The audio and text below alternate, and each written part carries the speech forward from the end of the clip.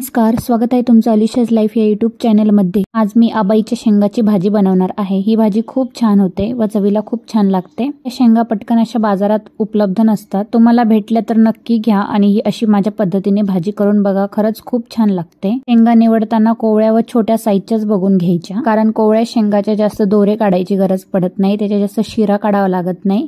हे बघा, अशाच डायरेक्ट चिरल्या तरीही चालतात।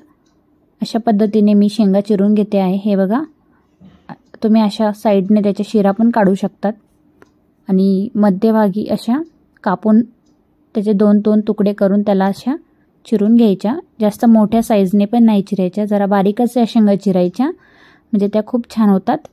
अशा पद्धतीने मी सगळ्या आबाईच्या शेंगा अशा चिरून घेतलेल्या आहेत। आता गॅसवरती मी कढईमध्ये पाणी गरम करायला ठेवलं, त्याच्यात थोडंसं मीठ घालायचं। आपल्याला या शेंगा फक्त वाफवून घ्यायच्या आहे 5 मिनिटासाठी, कारण त्याचं जे काळं पाणी असतं ते निघून जातं।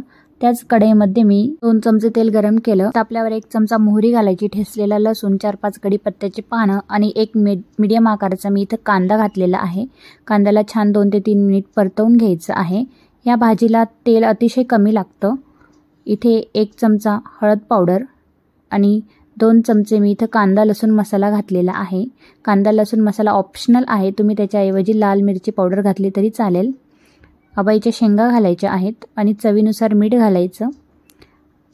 भरपूर अशी कोथिंबीर घालायची आहे आणि छान असं तेलामध्ये याला फ्राय करून घ्यायचं। 2 ते 3 मिनिट असं छान परतवून घ्यायचं आहे।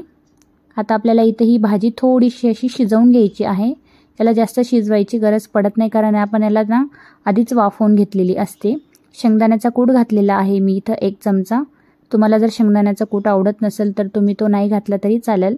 आणि इथं मी 1 वाटी पाणी घातलेलं आहे। झाकण ठेवून आपल्याला ही भाजी अगदी कमी फ्लेमवरती शिजवून घ्यायची आहे। हे बघा, अशा पद्धतीने आपली आबाईची शेंगाची भाजी छान झाली आहे। भाजी अतिशय झटपट होते व चवीला पण खूप छान लागते। कुठल्याही भाकरीसोबत तुम्ही ही भाजी नक्की बनवून खा। चपातीसोबत पण ही भाजी चवीला खूप छान लागते। रेसिपी जर तुम्हाला आवडली असेल तर चॅनलला सबस्क्राईब करा, लाईक करा, शेअर करा। धन्यवाद।